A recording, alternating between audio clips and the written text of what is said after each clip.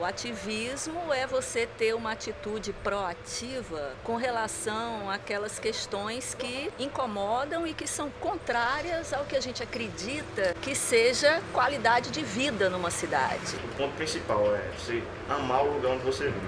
Como é que eu posso ressignificar isso? O que é que eu posso fazer para melhorar essa cidade? A gente tem uma cultura menos participativa, politicamente falando. Então a gente tem um pouco mais de dificuldade de caminhar para conseguir mais membros, de conseguir mais pessoas estimuladas.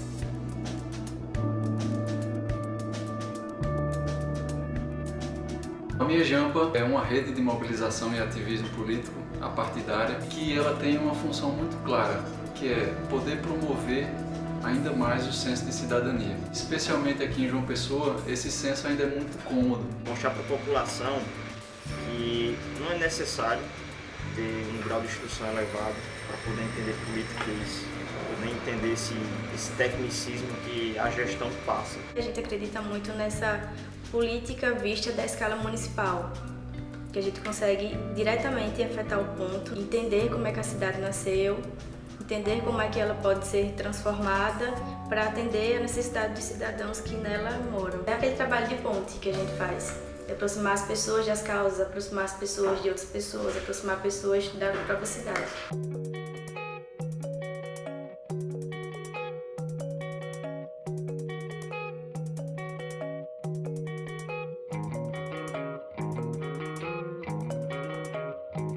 Uma barreira dessa é um patrimônio paisagístico. O Estatuto da Cidade reza para que qualquer modificação em seu patrimônio passe pela definição da sociedade.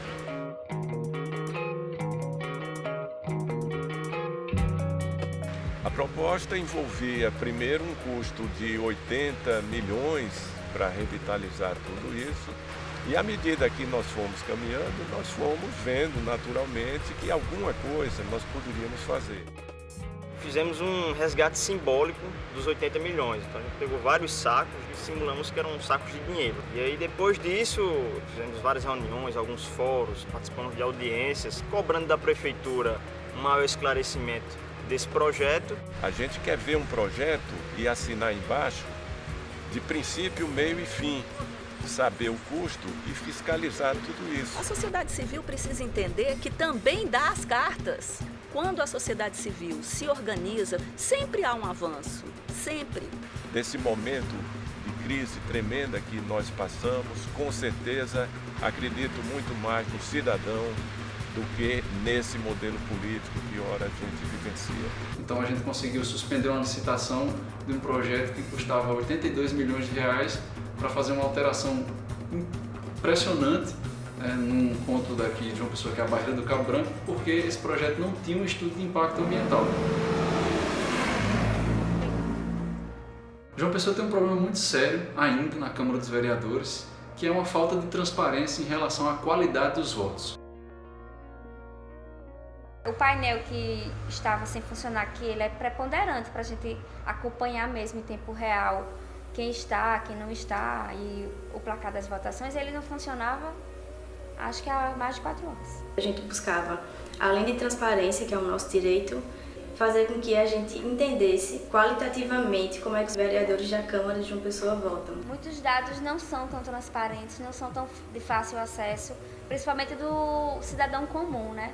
Como jornalista, a gente acaba tendo um pouco esse papel de interpretar e expor esses dados, cobrar do poder público, mas transparência sempre. O maior desafio da gente agora é a mudança do hábito, porque a mudança regimental a gente conseguiu, mas transformar isso numa mudança de hábito dentro da Câmara é o que a gente vai trabalhar a partir de agora. O simbolismo maior foi ver que existem pessoas que realmente participam ativamente desse cotidiano da Câmara, né, das audiências, e que é possível, sabe, de você mobilizar e levar cada vez mais gente, porque com uma narrativa massa, assim, com uma narrativa clara, as pessoas se identificam muito com o problema.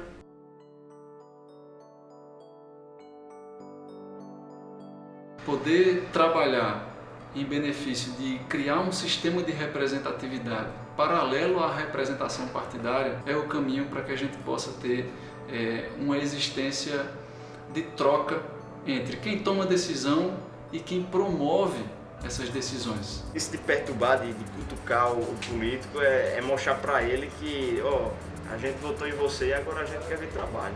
Resgatar o senso de que poder público é literalmente o poder público e não o poder de instituições, o poder de partidos, o poder de representações que fazem parte, né, que devem continuar permanecendo. Então a gente também se sente nesse papel de provocar a classe política, no sentido de cobrar uma postura nova ou de trazer projetos e cobrar que esses projetos sejam colocados em prática.